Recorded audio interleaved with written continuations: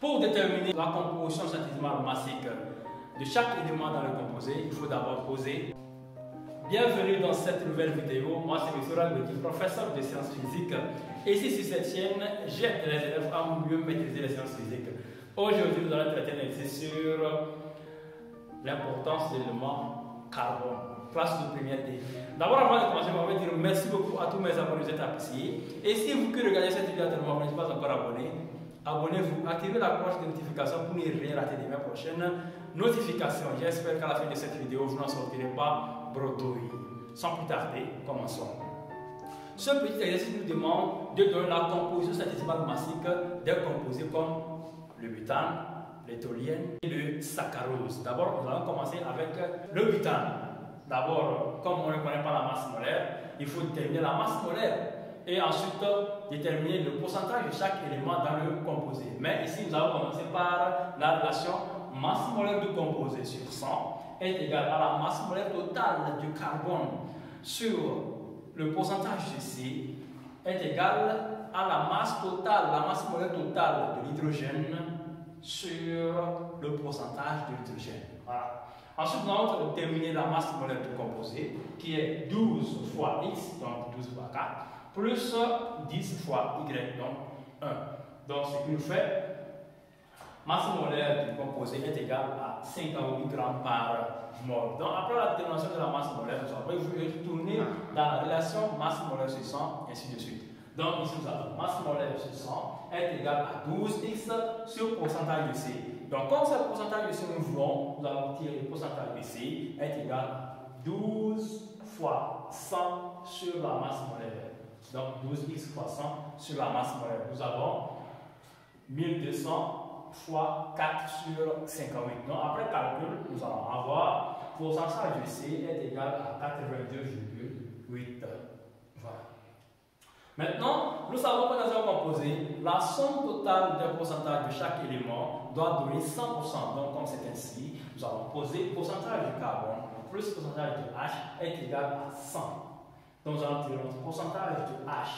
Pourcentage de H est égal à 100 moins. Donc, on ramène notre pourcentage de C de l'autre côté en voulant traverser l'égalité du change de signe. Donc, nous avons pourcentage de H est égal à 100 moins pourcentage de C. Donc, après le calcul, nous allons avoir 14,2. Donc, la somme donne 100%. Voilà.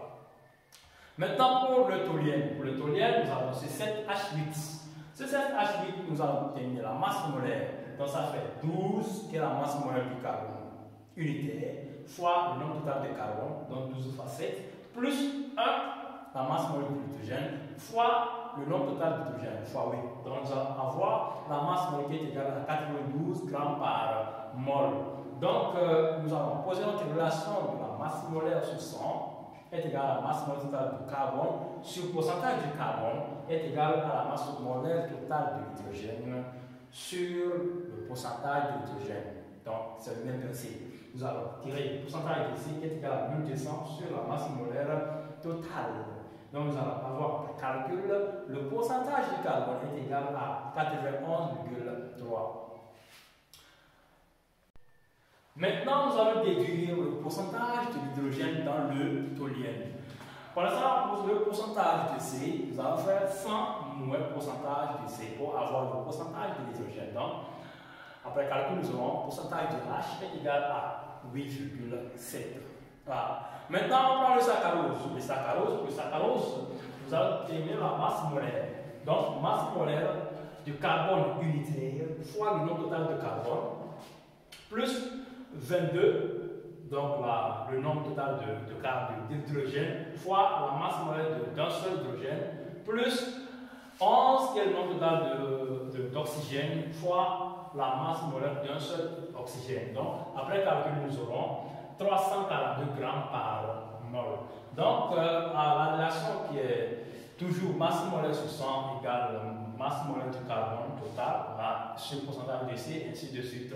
Donc, au niveau de l'eau, nous avons 16Z, c'est-à-dire la masse molaire d'un seul oxygène sur le pourcentage d'oxygène. Voilà. Maintenant, après calcul, le pourcentage de C est égal à 42,1. Donc c'est toujours la même formule. Pourcentage de H égale 6,42. Donc nous avons que la somme des pourcentages dans le composé doit donner 100%. Alors nous tirons pourcentage de ρ qui est égal à 100 moins pourcentage de C plus pourcentage de H. Donc après calcul, nous aurons 51,46%. C'est un petit exercice pour vous expliquer comment calculer la composition centésimale massique de chaque élément dans un composé organique. Merci d'avoir regardé cette vidéo jusqu'à la fin. Si vous n'êtes pas encore abonné, abonnez-vous, activez la cloche de notification et on se dit à la prochaine vidéo. Merci.